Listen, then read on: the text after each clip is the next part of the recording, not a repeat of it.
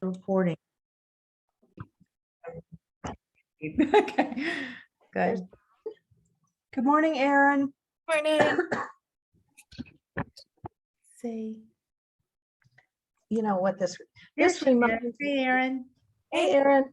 What this reminds me of is that I was thinking about Romper Room when I was a kid. Romper Room. And you Yes. look through the mirror and you say, "I see Elizabeth," and I see.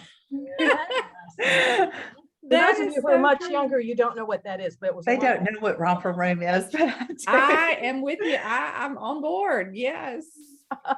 This is almost like a Romper Room. It's so fun. Okay, Erin, what you up to? Not much right now. Just got in and we're just working on kind of starting our recruitment now. We've kind of been trying to interact with the volunteers that we have, and it's getting gearing up for looking for fall interns and making sure we got job descriptions for all of those. So when folks apply, they'll kind of know what they're getting themselves into. So that's it right now. And I've also been like going through our logistics and trying to figure out who is our active volunteers and who hasn't been here in a while, and kind of clean that out as needed, just because it's very expensive for where we're at and how many volunteers we don't have active. Well, you are the perfect person for this job right now, and I'm so pleased they have you. I'm just thrilled to death. I just wanted to say that. If she mentioned recruitment, I wanted to tell you all, if you could get the word out, the state capitol is now recruiting volunteers. And so I think Michelle said she would send out an email to give you all the details in case you know of somebody who would like to go down there and give guided tours. And I know the same people who do that like to work the MDAH sites. So it's something fun for people to do. So maybe, Erin, if I find someone good and they want to do an extra one, we'll send them to you. That sounds good. Yeah, for sure. And I think I'm going to mute myself because I'm too chatty. Hold on. No, just ask Stacy if she's ready to start. Stacy, are you ready to start? Well, I was looking at the time and it says 8:29 a.m. I was We'll about wait a minute. give somebody, we're going to give that one person a couple of seconds to chime in because we don't want anybody to miss this spectacular presentation. Thank you. Thank you. If you would please get yourself a pencil and paper, not to take notes, but we're going to have a couple of things that you need pencil and paper for. Excuse me. Okay, for the sake of everyone else's time, good morning, good morning, good morning. It's so happy. I'm so happy and pleased to see each and every face that I'm seeing this morning. We have a wonderful presenter lined up, but before we get started with that, again, I just wanted to say good morning. Can we get the treasurer's report? And if there's nothing else, we're going to go ahead and go into the presentation for the sake of everyone's time. Okay, I'm going to quickly give a treasurer's report because I'm really excited. We have $4,648.47. We are rich, y'all. Okay, thank you, Ms. Fran, for that report. Now, Michelle, would you like to go ahead and introduce our speaker for today? Yes, I'm right here. Actually, we're sharing a laptop, so you can just barely see me, but I would like to introduce my mom, Fran Baker. She's been a social worker for 150 years, and she's just wonderful at it. No, seriously. She's been working in this field for 30 years or longer, and she's always managed to do those very important but very difficult subjects: sudden infant death syndrome, trauma, alcohol and drug abuse, domestic violence. So she's able to take that and make it into something that's helpful and healing for the family. So hopefully this presentation will give you some of the points to look for about trauma and what you might be looking at in your volunteers that aren't just misbehaving. Maybe they're stressed out. So with that, I'm going to share her screen. And if everybody will please put yourselves on mute so that we don't hear the private things you might be doing in the background, we would appreciate that. All right, gonna share the screen.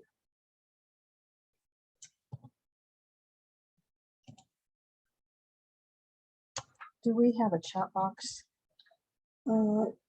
We do have a chat box, but can't see it at the minute. Okay.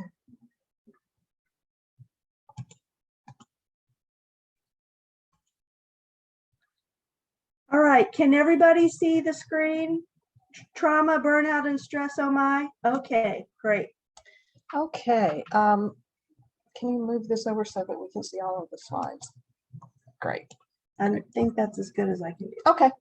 I don't think we'll miss much with that. Good morning, everybody. It's really a pleasure, and I'm honored to be here. What am I doing? What am I? Oh, okay. Okay. I'm really honored to be here. You'll find that the title of this looks like it's kind of silly, but any topic that's this can be this overwhelming needs to be dealt with at a level that's kind of lighter, because we learn better when we're not stressed, and you'll learn about why. Michelle mentioned the different topics that I've been involved with, and the reason that I've settled on trauma is that the underlying effects of all of the topics that I've ever worked with is trauma, that the people that have been involved in these situations, whether domestic violence, sexual assault, or addiction, have an underlying basis in trauma. So let's talk about it. I'd asked you to get a pencil and paper, because the first thing I'd like you to do is before 8 o'clock or before you came to be involved in this, write down 8 things that you did. Just jot them down. They're for you. You don't have to talk about it with anybody else, but just kind of a memory of, well, what did you do this morning before you got to work, or before you left the house, or before you started thinking about other people. And I'm going to continue with the presentation because I know all of you are multitaskers, and this is something that we'll use at the very end. So kind of chat this down as you're going through this morning. Write down your comments.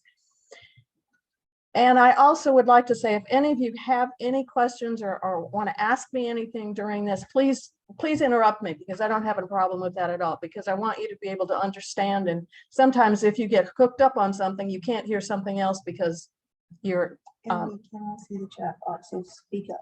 okay. And we can't see the chat box, so you'll have to just speak up. So thanks for that.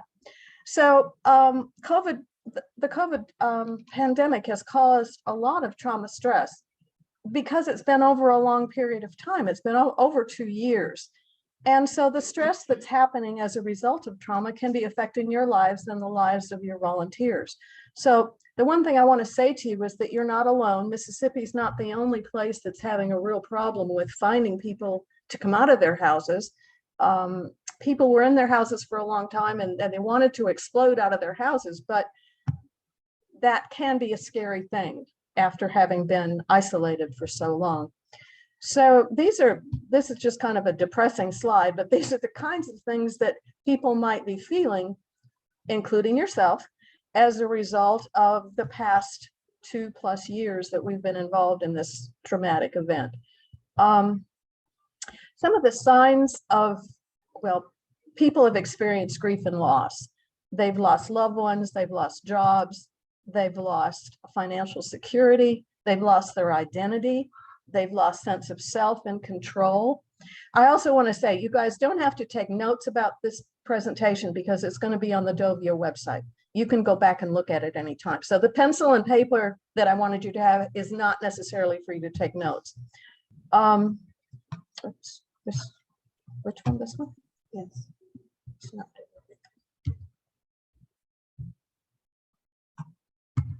Technical issues, hold on. Good morning. Good morning.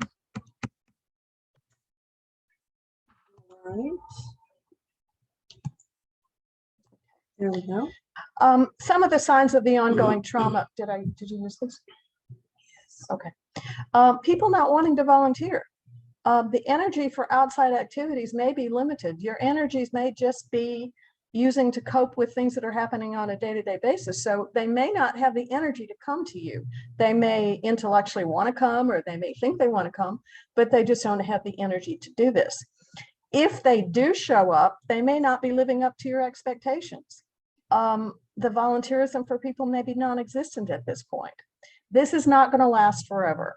It may feel like it's going to, but people will eventually come back to feeling a little bit better once the chemicals that we're going to talk about later on in their brain kind of mellow out and they're able to function more what we call normally, which I'm not sure was normal in the first place. The other thing that might happen is that people may come to you as an escape. They want to get out of the house. And so their motivation for being with you may not be because they think you're wonderful or they want to help you. They just want to get out of the house. So your relationship with them, the expectations that you have of them may not be what it is that is satisfying for both of you. And this is just some signs of trauma. We're going to go through these really, really quickly because we've got a lot of things to talk about today. I'm going to talk about you, because we are also part of the population that may volunteer. Some signs of trauma may be hypervigilance. Little things may bother you. You may think about if something happens that normally you wouldn't even think about, you may become aware of it, super aware of it. You may be tired. You may take a nap. You may feel negative. There may be a lot of negativity about what's happening in your world. Physically, even it affects your physicality. So it may be that you have more aches and pains, or you are more prone to colds, or more prone to not feeling well. You may have trouble sleeping, not like Michelle because her cats wake her up, but I mean, you may have trouble sleeping just in general, and you may feel withdrawn. For those of you that are extroverts who get your energy from being around other people, you may feel very strange because you don't want to do that. You may feel withdrawn. Those of us that are introverts feel more comfortable in this environment because we don't necessarily need to be around people to get our energy back. We talked about this. Little things may frighten you, even irrational things. This is normal. Don't worry about it. It's normal. The problem with hypervigilance is that the chemicals that it produces makes it difficult for you to concentrate and to focus on things. So if you're extremely anxious and sensitive when somebody coughs or sneezes in your presence, we've been taught that COVID is passed that way. So that's a normal kind of reaction to what's happening to us. The fatigue part is we use a lot of energy to fight or flight or freeze or fawn, which are the ways that most people react to something that they're unfamiliar with or something that's stressful to them. Our bodies that have been activated with stressors over and over again are fatigued by this because of the chemicals that have been released in our bodies. And it takes a while for those chemicals to move through our systems and for us to get rid of it rather. So trauma stress can be really draining and fatiguing. Also, negativity may be part of this because it becomes difficult to look at the future because we think this is going to last forever. We can't necessarily get used to feeling positive about where we're going or where the world is heading. So it's all of the things I'm saying to you. I want you to know these are normal things. You're not crazy. You're not having a psychic breakdown. There's nothing wrong with you. These are just normal behaviors as a reaction to what's happened to you. physical aches and pains. We'll talk a little bit later about how stress and trauma affects our physical body. Our body remembers everything that's ever happened to us, or every thought that's ever come through is recorded somewhere in our system. So we can have decreased immune functioning if we constantly are under tension. We can have migraines and headaches. We can have stomach issues. We can have increased blood pressure even. We can have joint or back pain, depending where we keep our stress that we're experiencing as a result of trauma stress. Not sleeping well, sleep issues impact everything. If you're not getting the right amount of sleep, or whatever that means for you, there's no right amount, technically, but if you're used to a certain sleep pattern and you're not getting that, it can upset your entire system, your entire day, because sleep resets your body and your mind. That time that you have when you're not interacting with other people and you're not getting a lot of input actually resets the systems in your body. So the lack of sleep disrupts the quality of life. And that in turn affects how you can function during the day. So trauma stress can lead to insomnia, or issues falling asleep or staying asleep, not being able to go to sleep, or even stress dreams and nightmares because you're processing that information while you're sleeping. Also avoiding others. For those of you that are extroverts that want to be around people are having trouble re-engaging with activities that they really once enjoyed. So there's a difference between physical distancing to lower your risk of being exposed to COVID or to whatever, other kinds of illnesses maybe in the environment, and being fearful and avoiding opportunities to socialize because you're afraid of it. There's a way to do it so that you're cautious, and there's a way to do it because you're fearful about it. And you may not even realize that you're reacting in a fearful way. So withdrawal, avoiding others, becomes problematic when you're not able to do things that made your life meaningful. We hadn't even thought about a lot of the things that we didn't have a chance to do because nothing had ever challenged it before. So I want today to change your internal dialogue. And this applies to you, and it also applies to how you think about other people. From what's wrong with you? How many of you, when you were a kid, you don't have to answer me, but think about it. How many of you, when you were a kid, had somebody say to you, what's wrong with you? What is wrong with you? It was usually when you did something wrong. It was usually when you did something they didn't approve of. And an adult would say to you, what's wrong with you? Well, goodness, if I knew what was wrong as a kid, if I knew what was wrong with me, I probably wouldn't do it, but I don't know. So what's wrong with you is one of those questions that we've heard over and over again, but it really doesn't mean anything. To change that dialogue internally to what happened? What happened to you? What happened to cause this reaction that you're having? So we're going to talk about, these are just categories, they're artificial categories, but they're ways to talk about trauma, because some of them we don't even think about. All the things that I'm saying to you today, you probably already know, but you hadn't thought about putting it in ways that you can actually think about it. So there's basically 4 types of trauma.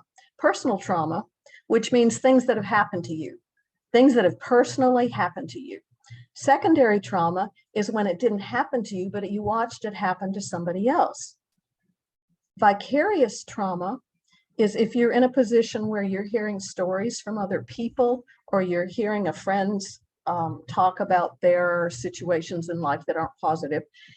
And it's the vicarious trauma is the emotional part of reaction to hearing the stories from different people over and over and over again. You just keep hearing them. They may be from different people, or it may be from the same person, but it's the idea that you hear stories over and over and over again. And the other way that we get that input is from our social media, whether it's television or the news or the TikTok or whatever. We're getting constantly, especially, well, I tell the story. I remember when we didn't have 24-hour news. I'm old enough to know that we didn't always have that. We got a newspaper once a week, or then we got a newspaper daily. Then sometimes it was twice a day, but never in the world. I remember when Ted Turner said he was going to have a 24-hour news channel, I thought, what in the world would you talk about? I mean, what would there be that you could possibly have to know about that was going to happen all the time? And actually what's happening to us is that we're being redosed with the same stories, but our bodies react to those stories as if it was the first time we heard it. So if news cycles are like, I don't know, because I don't watch them anymore, half an hour segments or 45 minutes, you're actually hearing the same stories over and over again. Your body has just kind of got used to having heard it the first time, and you hear it again, and your body reacts to it. So that's the same kind of vicarious trauma that I'm talking about. We'll talk a little bit more about that later. Also, institutional trauma is something that I hope none of your organizations have ever experienced, and I hope none of you have ever experienced, but that's when there's something put in place.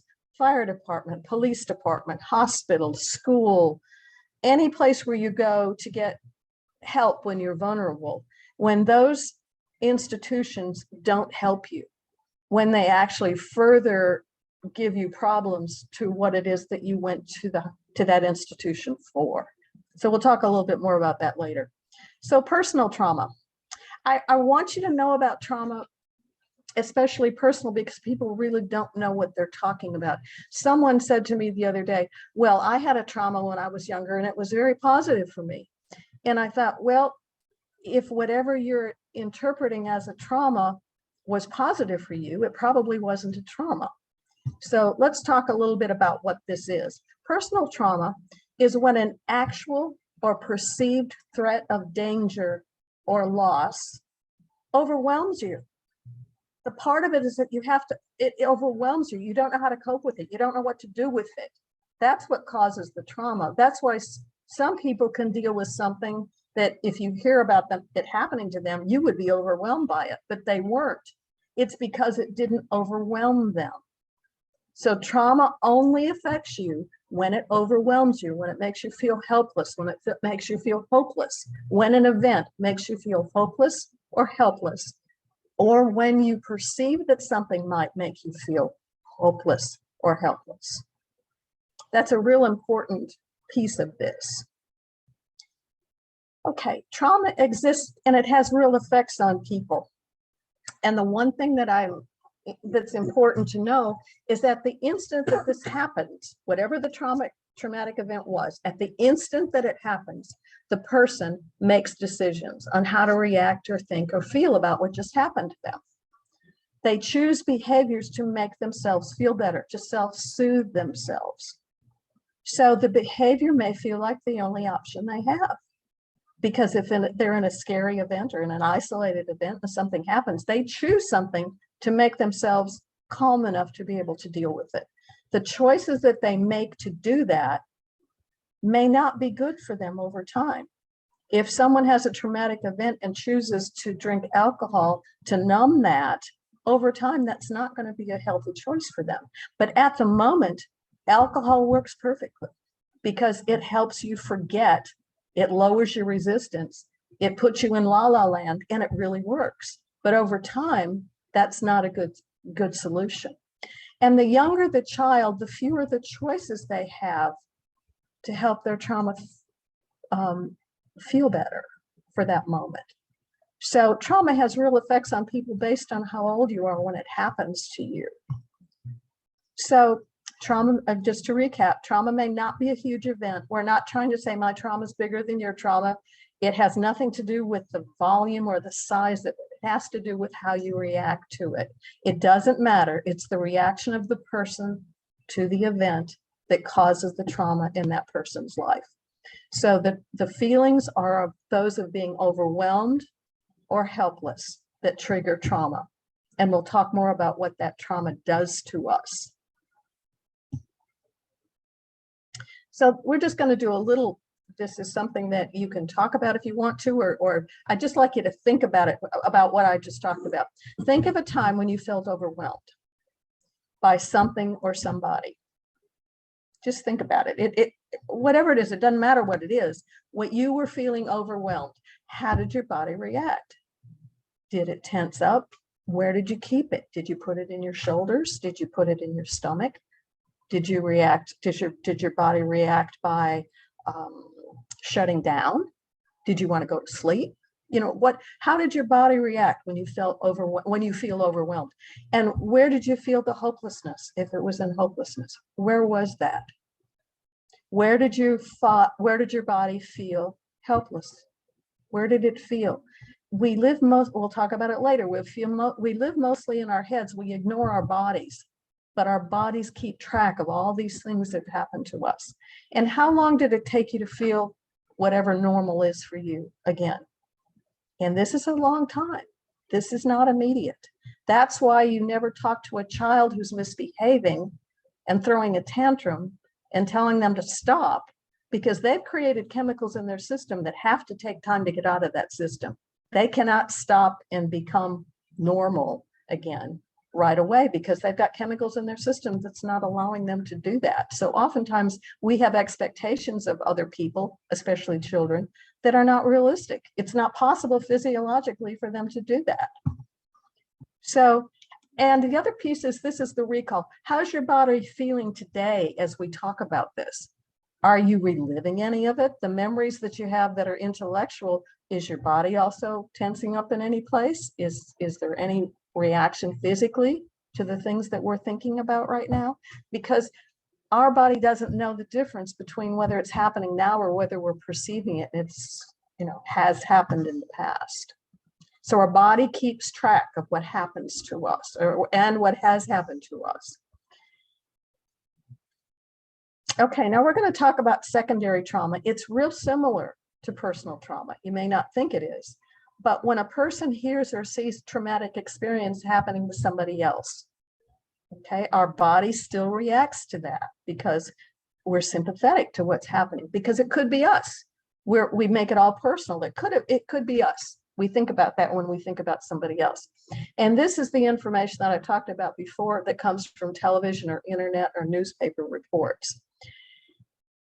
When we hear about something that has not happened to us, we have no way of processing it. In our world, if something happens to us, we move through it because other things happen to us. But when we hear it about other people, it stops there because we never know what happens. We never know we can't process that.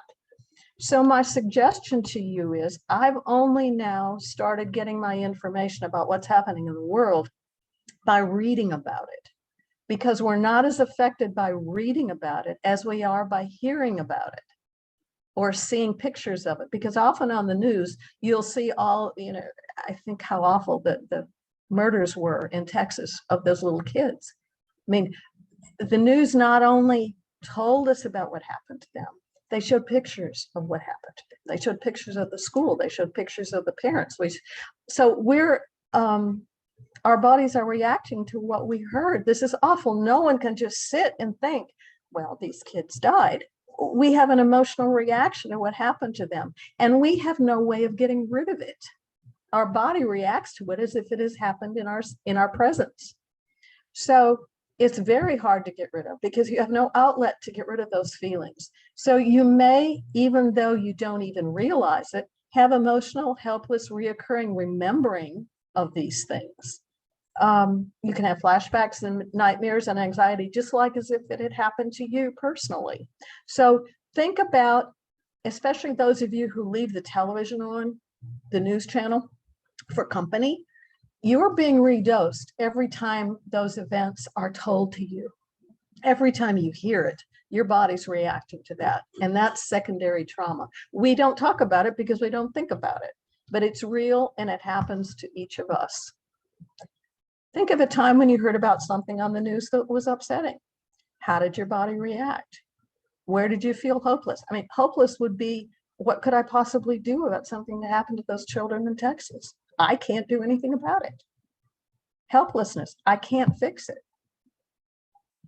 And how long did it take you to feel normal again? Well, if your body's allowed itself without being redosed, those chemicals that were created are eventually going to leave your body. But if you're being redosed on a 20-minute, half an hour, 45-minute cycle of news, you're constantly redosing yourself with that trauma. And it can affect how you think about the world. So Vicarious trauma, we talked a little bit about that before. And again, these trauma reactions are the same. These are just different ways that our body's exposed to it. So vicarious trauma is not an event. It's not something that happened to us. It's an ongoing thing. It's an ongoing process. COVID is a vicarious trauma because it's an ongoing process. It didn't just come and go away. It's constantly there. We're constantly being reminded of it. We're constantly being given different information about how it's going to be okay or how it's not going to be okay. So this often, the way this happens most often is when someone is in a helping profession or someone who gives information to other people to help them. If somebody comes to you for you to give them information. So the person has emotional residue, the person who's giving the information, the person who is the counselor, has emotional residue from hearing these stories. And they're witness to the pain of people, especially in domestic violence shelters where women hear these stories that other women talk about all the time, or sexual assault crisis programs who have people come, and anybody that comes into your door is not coming because they're happy. They're coming because they need for you to hear this. And after a while, the reactions to this would be just outrage or grief. And soon everything becomes a problem for the person who's hearing this, because we're forced to recognize the potential for cruelty that people have to each other. And it's built up over time. And numbing is the way that our body protects ourselves. We just don't want to know, so we just shut down. Alternating states of numbness and overwhelming feelings parallel what happens to people who come back from war or have been involved in situations where they've seen people be cruel to other people because it was their job, because they were sent as their job to do it. So their reactions may be something that they're taught not to respond to, but our bodies are still going to collect all of that stuff.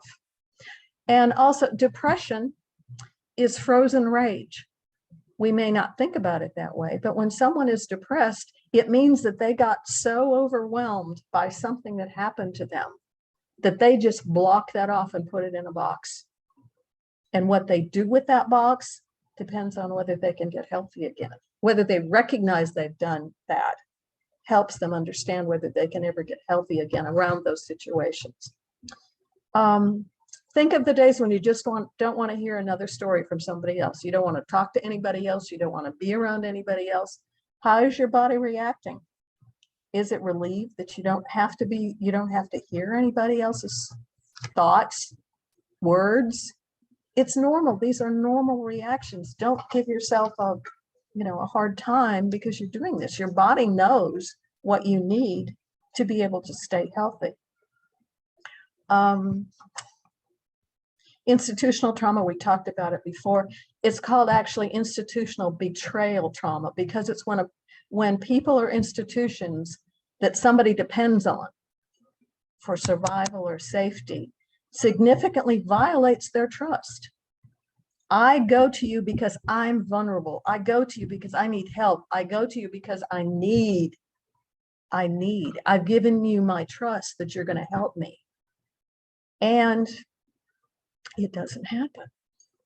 Whether the person intentionally does it or whether they're just burned out because they've had vicarious trauma and they can't do it for you. There's lots of reasons why it happens. It's never okay. But I just want you to be aware of these are the kinds of things that are there. They are real. What you're experiencing is real. You're not crazy. These are happening. These are ways that people are affected by the world around them. So I'm going to have questions and comments, if any. Okay. Michelle says I've got a lot more and I should move on, but let's save the questions for later on. If you can write them down, we'll talk about it. Or if you want to talk to me afterwards, I'd be glad to do that. Because I want to get to some more positive things about what's going on. So trauma causes stress, excuse me. trauma causes stress. We used to back in the 70s talk about stress. So stress this and stress that and whatever. But we didn't ever talk about how you got it. Where did it come from? We wanted to get rid of it. We didn't want to have it, but we didn't know why we got it in the first place. But stress is a psychological or physical reaction to something that happened to us that caused us to feel helpless or hopeless. There was some reason for it to have our body feel that way. It's usually unconscious, but it can confuse and make everything worse. When we're in our feeling part of our body, when we're in our feeling part of our mind, we can't process information. People can talk to us all day long and give us information, and we don't keep it because we're feeling. When we're feeling things, we can't react to a thinking part of our brain. So stress affects the responses and reactions in our ability to receive information. So this is back in 2001. That's a long time ago. Finally, SAMHSA, which is a form of the government, a part of the government in mental health, unresolved trauma has been identified as the biggest health threat to women. Now, why do you think that something that happened to you that was emotional would have anything to do with your physical health? It has everything to do with your physical health because your body keeps score about what happened, whether you're aware of it in your brain or not. So there was a study done in Europe. About 70% of the doctor visits and 80% of serious illnesses can be related to stress. In a study of 200,000 employees that were in kind of the middle part of a company, found that people who had more stressful jobs and had little decision-making power about how they could do their work, what they could do, they were 23% more likely to have a heart attack. And that was just job related. That had nothing to do with their personal lives. It did, but this wasn't collecting that. That was just collecting about what happened to them when they were at work. So some of the trauma symptoms, and we're not going to dwell on this. And like I said, this presentation is going to be on the DOVIA website, so you can come back and look at it. Some of the symptoms are, just look at them, and everything that's kind of negative can happen as a result of stress. The inability to listen, physical illnesses, guilt about something. We carry guilt around about stuff that we don't need to carry guilt around about because it's not useful, but we do it because it's our reaction to what's happened to us. Poor boundaries. We may get ourselves in situations where we're over helping somebody else, and usually we're doing that because we don't want to take care of what it is that we've got to take care of for ourselves. I think that's the reason I went into social work, because I didn't want to deal with what was going on with me. I thought I could figure it out by helping somebody else. So it's a real kind of thing. And the reactions to these trauma stresses are that you eat too much or not enough. You self-medicate with drugs or alcohol. Remember we talked about the choices. When somebody has a trauma, they make a decision that they want to do something to make themselves feel better. These are the things that people can choose to make themselves feel better. Some of them are useful, and over time, some of them are not useful. Eating too much or not enough, self-medicating, drugs or alcohol, sleeping too much, or having trouble to fall asleep. Overworking and keeping busy is one of the most acceptable ways to deal with trauma.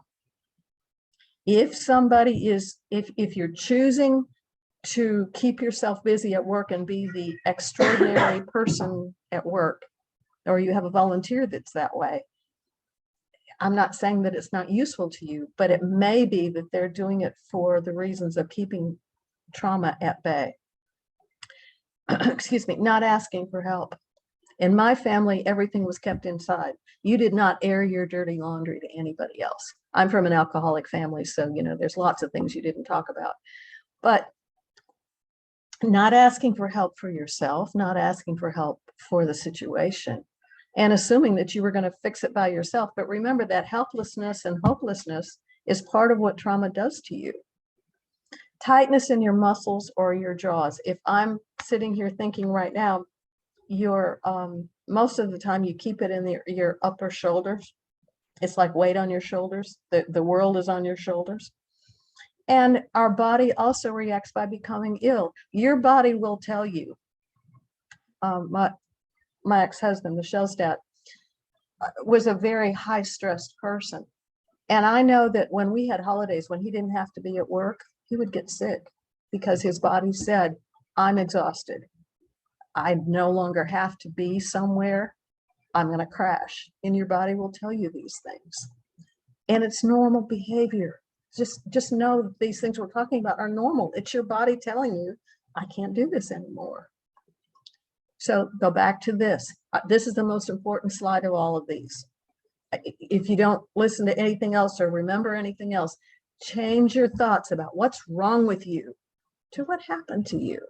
What happened to you to cause this situation that you're in right now? There's two types of tired. One that requires sleep and one that requires peace. Protect your energy.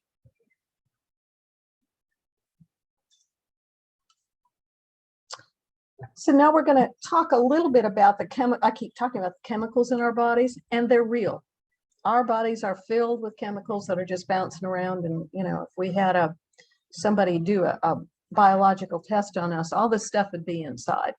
So adrenaline is the natural body reaction of chemical that reacts in our body that helps us when we're under stress, that helps us deal with those things that would otherwise overwhelm us, helps us when we're chased by a lion, helps us when we're in situations where we don't know what to do next.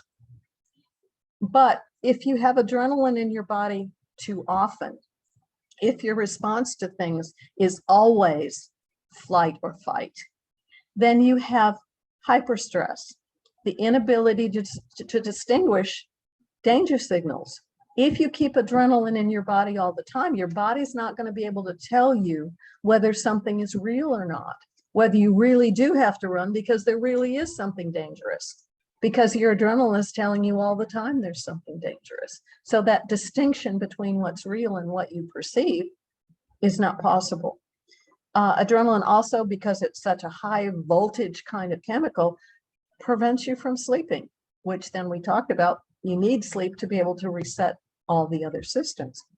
It also creates flashbacks about what you're constantly on alert, and it causes you to have trouble concentrating.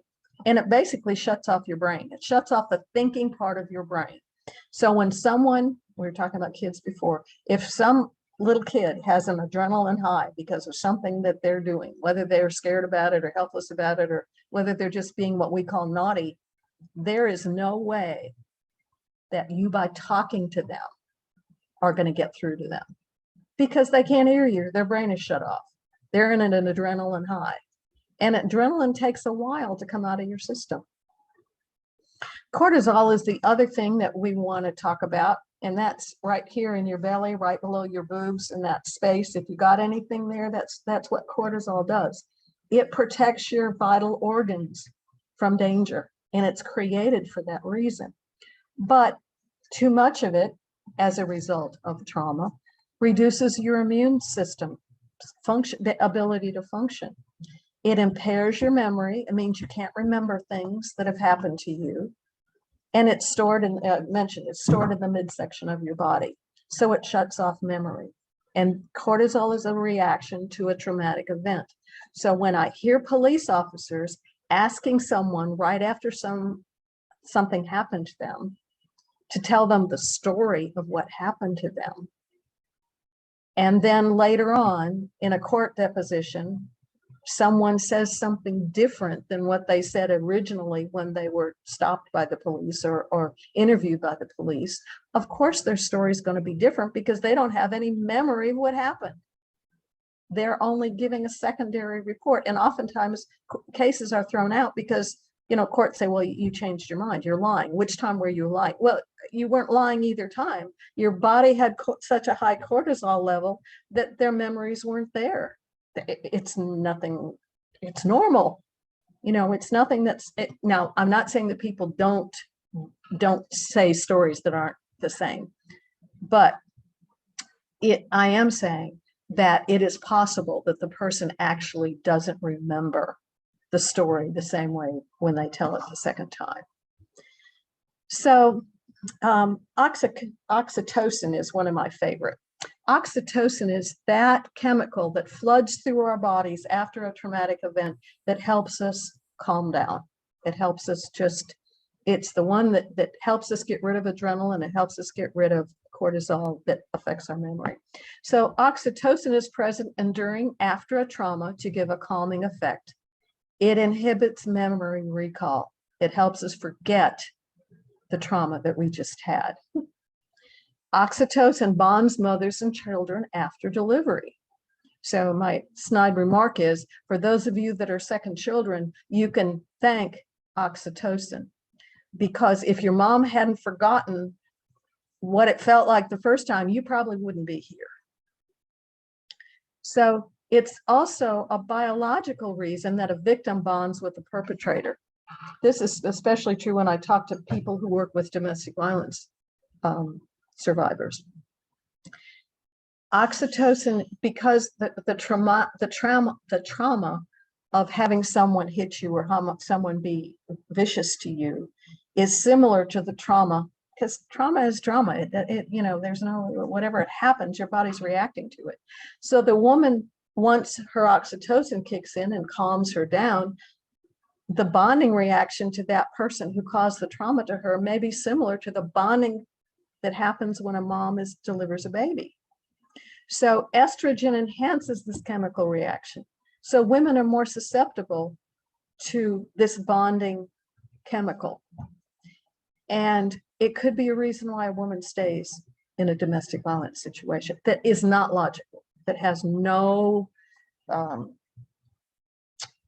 way that you can explain it, but it's a possibility. Okay, how many, well, this is something, if you've ever been to talk with someone, they may show you this and say, which of these are you today? And you do this to kids, you say, which of these are you today? Well, excuse me, but I'm never one of those. I may be a little bit happy and I may be a little bit frustrated and I may be a little bit undecided. These are just chemical reactions. Any of our emotions are just chemical reactions that flood through our bodies. They come and go, just like the wind. How many of you have ever been angry? Well, I'm sure that you've been angry at some point. How many of you are angry right now? I don't know, but maybe not all of you. So that means that your anger came, but it went away. Just like your disappointment came, but it went away, because these are just chemicals that are released in our body that cause these kind of reactions emotionally with us. So these are chemical reactions. Our emotions they're more than that. I'm not trying to minimize it, but I want to add a different dimension to it. In addition to all the things that we think about in terms of our feelings, they're also chemical reactions, which means they move through our bodies. They're there for a while and then they're not. There's something else.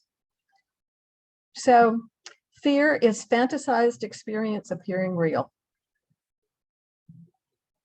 Most of the fears that we experience are fears that never happen. They're not actually events that happen. They may be, in some cases they may be, but remember, if we have a lot of adrenaline in our system, we're not going to be able to tell whether it's a real fear or whether it's something that just we made up basically in our brains. So fear is fantasized experiences that appear real, just like depression is frozen rage. So I don't know that you can see this. They can see. They can see it. You can see it and I can't. Okay. So I'm not going to go over this, but go look at this on the DOVIA website, because this is a fascinating change of people's perception about COVID. So who do I want to be during COVID-19?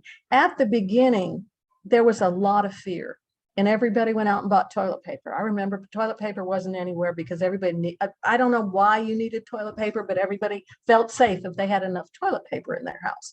So the fear zone was the very first reaction that we had to COVID. And for some people, it's still there. And we move between these and then come back again. We may be fearful about something. We may learn something new about something and then go back into fear because there's something else we don't know. So some of the reactions in the fear zone is that people got upset real quickly. There were a lot of disturbances in families that may or may not have been there. You may just know about it, but frequent complaining, forwarding all the messages I receive, not even reading them, just forwarding them on, and spreading emotions that dealt with fear and anger. The learning zone, which we're kind of maybe in now for some of us, is that we're starting to think about what COVID did. There may have been some positive things that happened as a result of isolation. There may have been some changes in systems like being able to work from home that might not have been such a bad idea for some of us. And we start giving up what you can't control. You know, you sort of just get tired of being fearful all the time, and you say, well, you know, if I can't fix it, what am I going to do? You know, I just sort of let it be. And then after this, some of us may be in the growth phase where, again, we move back and forth from learning to fear, from learning to growing about something, back into learning, this is not necessarily linear at all. So, but learning to live in the present and focus on the future is something that's a reaction, that's a way that we can talk about, well, maybe we are moving, maybe we're changing as a result of COVID. So go to the website and look at this so that we won't spend so much more time talking about it. So I want you to take your piece of paper and do this real quickly. You have about 2 minutes. Just write down the number next to 1 through 10. That is either I have trouble sleeping all night, never, rarely is number 1, sometimes is number 2, 2 points, and often is 3 points. So just real quickly run through this and give yourself a score at the bottom.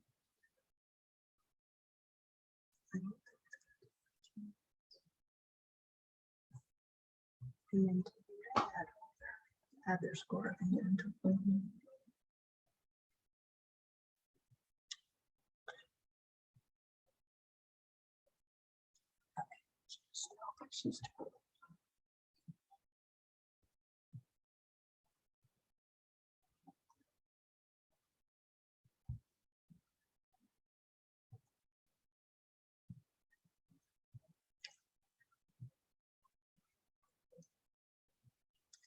So at the bottom of each column, you're going to add up your points.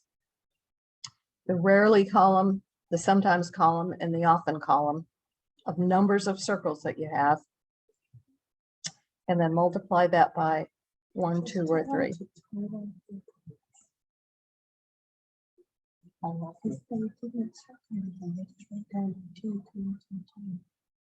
And then give yourself a total at the bottom.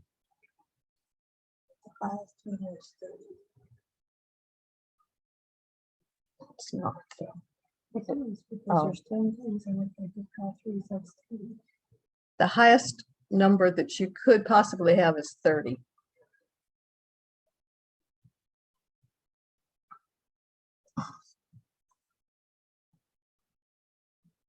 Okay, we're going to continue. So if your score is between 1 and 10, congratulations, you're handling your stress pretty well. 11 to 15, it's a good job. 16 to 20, just kind of be careful, think about it. 21 to 25, beware, your stress is getting out of hand. And anything over 26, you're out of control, which is normal. It's not that there's anything wrong with you. It just means that your body's telling you, you need to think about this. Okay. Again, these are all going to be on the website if you want to look at this PowerPoint again. Okay. Let's talk about now that you might know a little bit about what your stress level or your trauma stress level is, what do you do about it? What kinds of things can help you? Remember, we talked about the fact that those emotions are chemicals that are in your body. So the way that you get the chemicals out of your body is by peeing them out or sweating them out. So moderate or heavy exercise within 48 hours of trauma stress. My initial reaction is go to bed and pull the covers over my head. That's the most awful way to do things because those chemicals stay in your body that way. Drink lots of water. That helps you get rid of these chemicals in your body. that are making you create irrational kinds of ways to think about what just happened to you. Verbalize what happened only in a safe place. This is probably the hardest thing for most people to do because they tend to want to tell people what happened to them. But the problem with that is if you tell somebody what happened to you, then the next time you see that person, you're going to remind yourself that you told them. So make sure you talk to somebody that's very safe. That's oftentimes why people say, you know, why you talk to strangers on a bus, you're never going to see them again. Or you talk to a counselor who you don't see on a daily basis.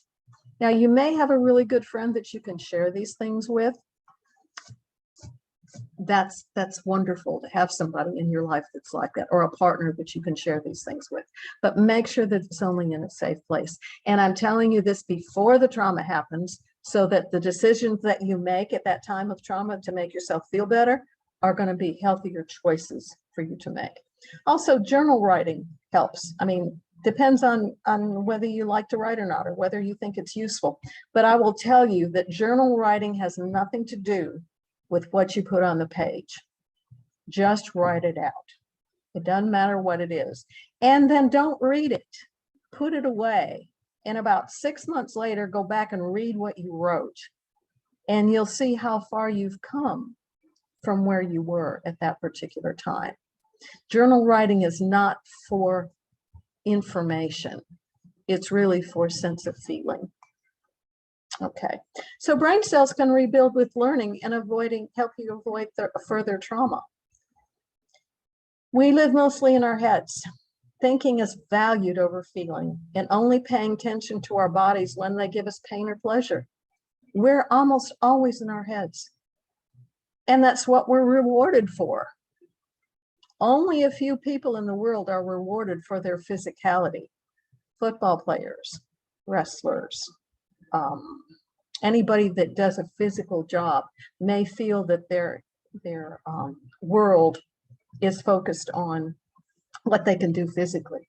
But most of us do things that involve our heads, being intellectually good at something, whether it's processing information or whether it's, you know, being able to manipulate numbers or whatever.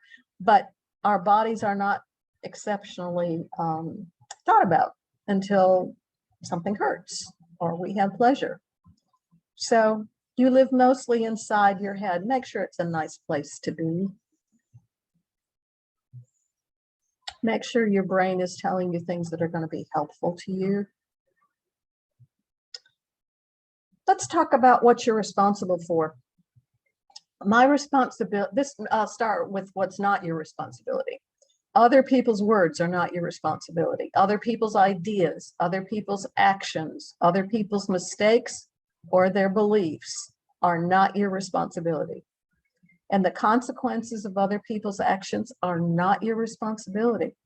Oftentimes, especially when we're stressed, we try to take on those outside things in that outside circle because it's easier to do it with other people than it is to take care of ourselves or to think about ourselves. It's harder to think about ourselves. So what our responsibilities are my words, my behaviors, my actions, my efforts, my mistakes, my ideas, and the consequences of my actions.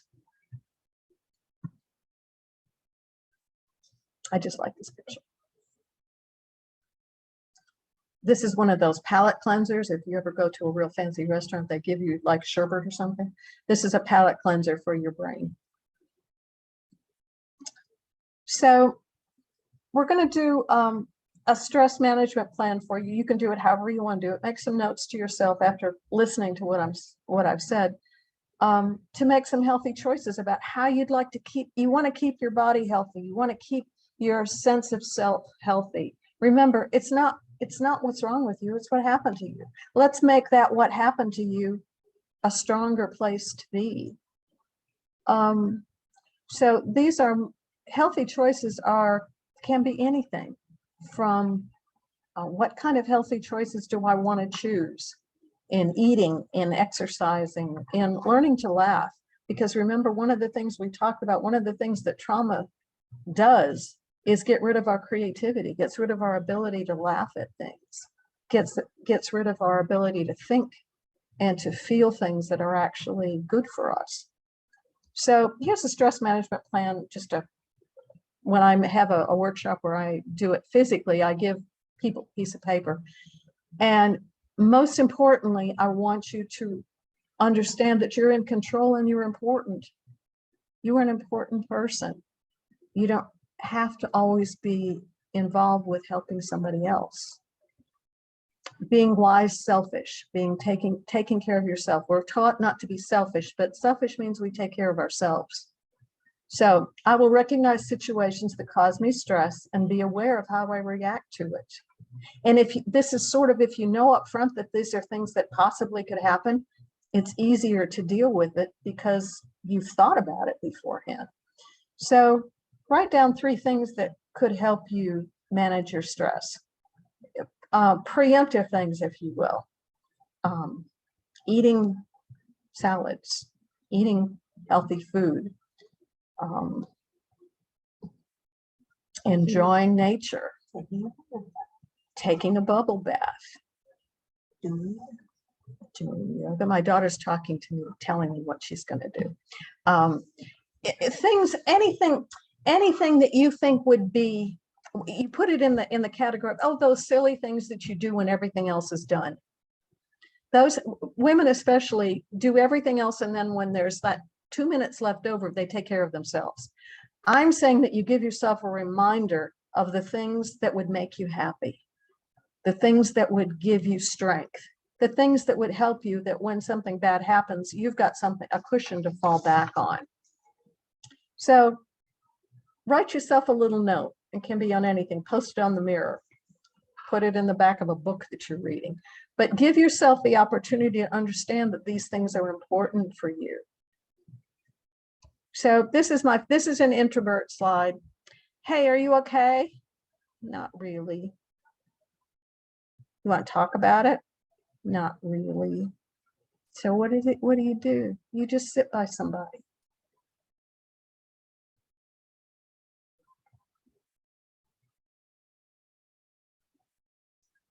You just be by somebody. That's the most powerful thing that you can do for somebody. You don't have to give them information. You can just give them your touch, or you can give them your quietness. You can give them the sense that you're just there. I like this too. Take what you need. You've seen this. I used to see it in laundromats when I go, where they'd give phone numbers at the bottom. You know, we need a duck, or we need a lawn mowing person. But take what you need. Do you need love, or hope, or faith, or patience, or understanding, or peace, or passion, or health, or strength, or beauty, or freedom? Take what you need.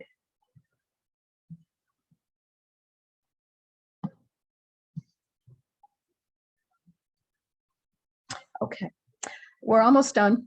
Let's go back to the 8 things from this morning. Remember, I told you to write down 8 things you did before 8 o'clock this morning? Okay, I want you to think back about those things. And how many of those things were just for you? How many of those things were not for your kids or your spouse? Not to be presentable, like I've got to have my hair washed before I go to work, or to please others because I need to use deodorant this morning, or not to prevent trouble later on in the day. I need to get the lunches packed for my kids because later on they won't have anything to eat. So how many of these things are just for your own pleasure, for your own comfort or relaxation, or just to put a smile on your face? You need to start. This is a way to help you start your day in a way that shows yourself that you're valuable. So look at your list and see how many things were just for you.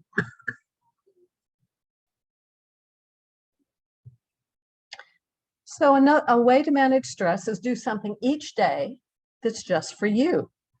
Smell the coffee before you drink it, or the tea before you drink it.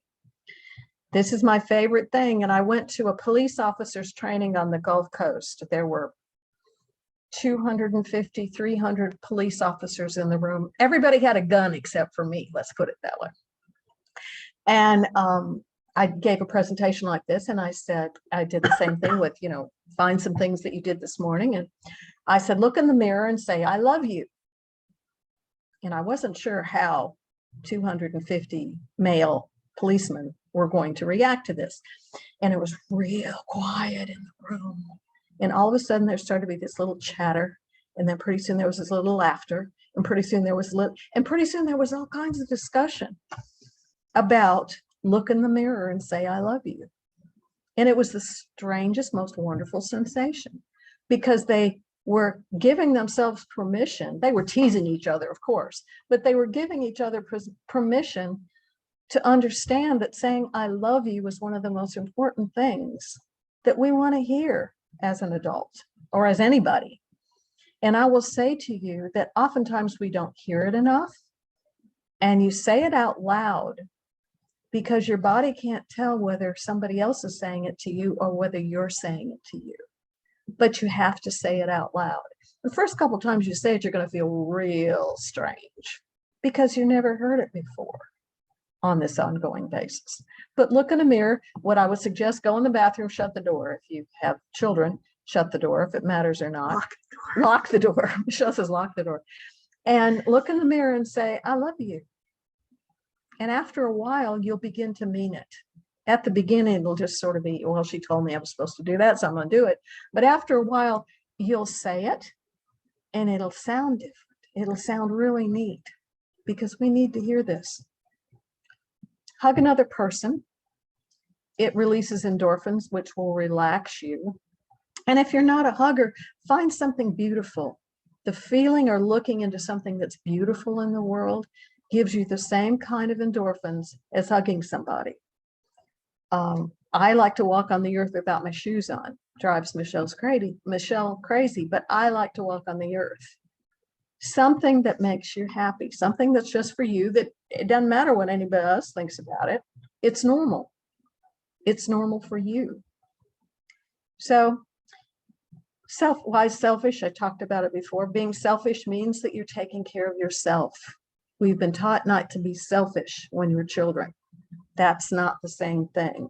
These are wise, selfish things that are just for you. Do 8 things tomorrow morning, or choose a couple of these things before you get out of bed.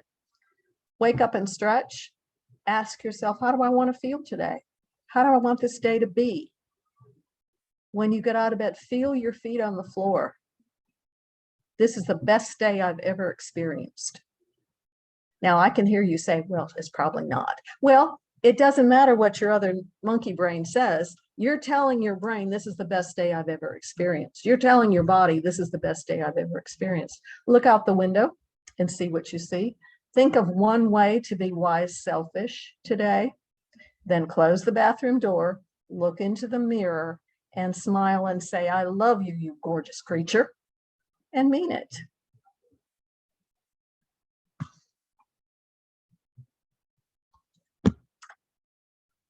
Because your mind always believes everything you tell it. Feed it hope, feed it truth, and feed it love. And that's the end. That's the beginning. There's a whole bunch of that. Okay.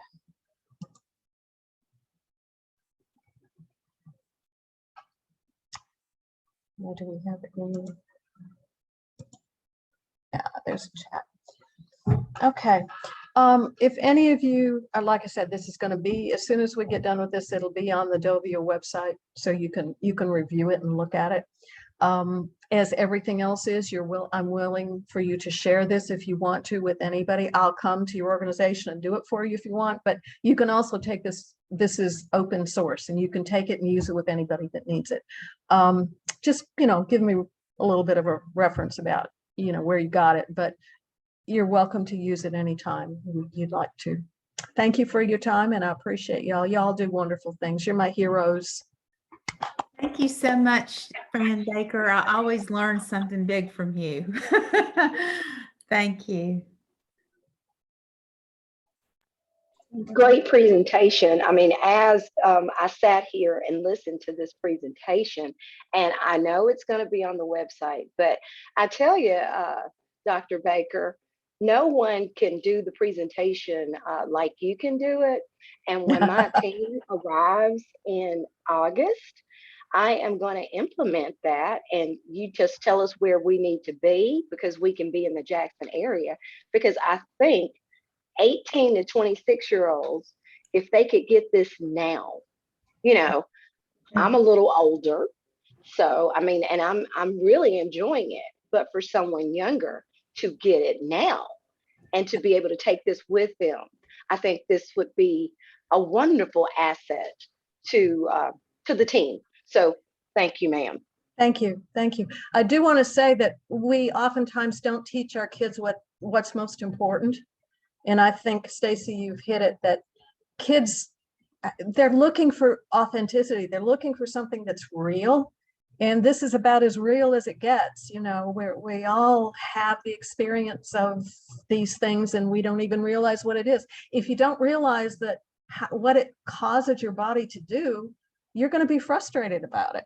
And you're going to question the craziness of the world. And am I normal? You know, but it's not what's wrong with you. It's what happened to you. And it causes lots of things in your world. But I'm willing to come and talk to your folks if you've got some folks that, you know, it's just something I like to do and I enjoy doing it. So thank you for your time. There's a lot more hands-on activities in the personal version too. Oh, yeah. And Michelle reminded me, there's a lot more hands-on activities in the personal, you know, if I come to you, this is kind of hard. A lot of this is hard to translate into Zoom, but anyway, I think it's important and I thank you for your time.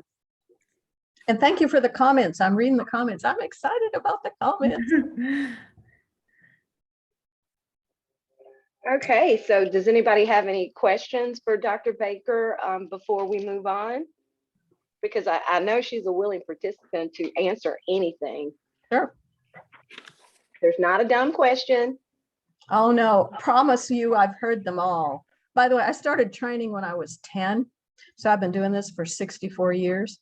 My first training was on tomatoes. So, you know, I'll talk about anything. I'll talk about it. Apparently, I'll talk about anything.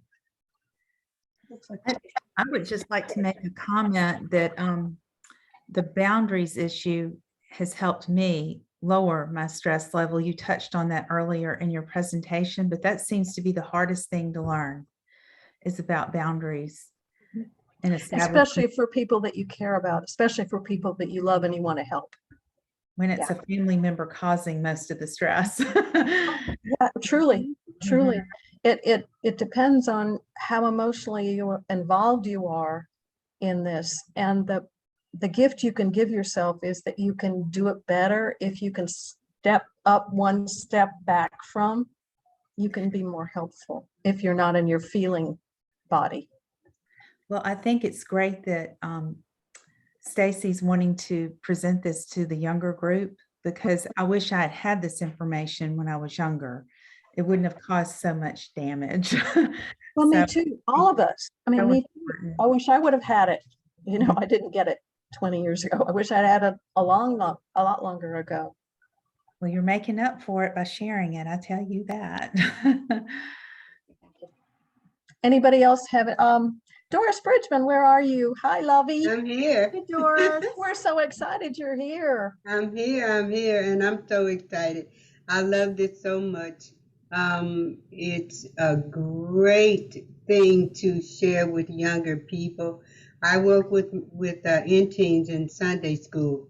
I put in the chat that I'm going to share with the pre-alumni council that I work with when we start back at school. But now that I'm thinking about it, I'm going to do a modified version for my Sunday school class.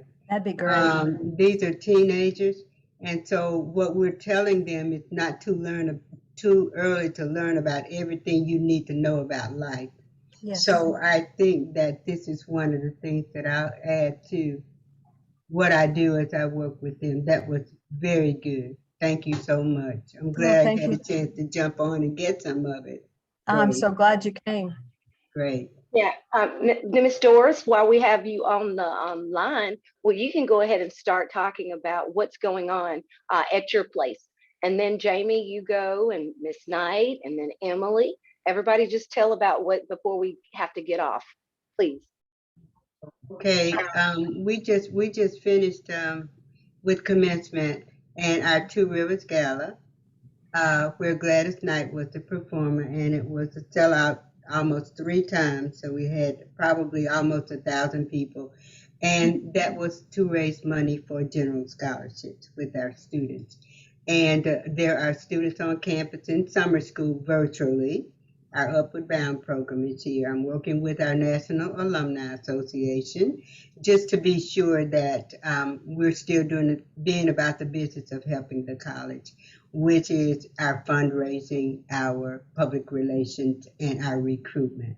So we're doing well right now here, and I'm just pleased to have the opportunity to jump on with you guys. I'm so happy to see all of you today. Thank you. Jamie? Hey y'all, so I'm just honestly working on festivals. It is festival season for every organization, I feel like. So we just finished up Pickle Fest last week.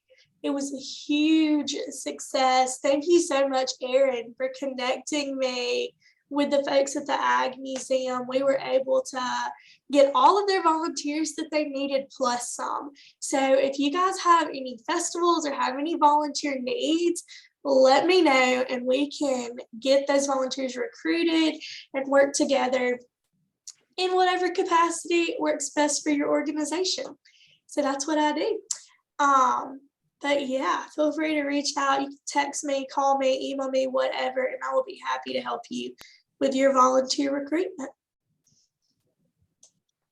And by the way, I know Michelle put it on the website, but Jamie has agreed to be the recording secretary for until the end of the year. So she's an officer, and we thank her for that.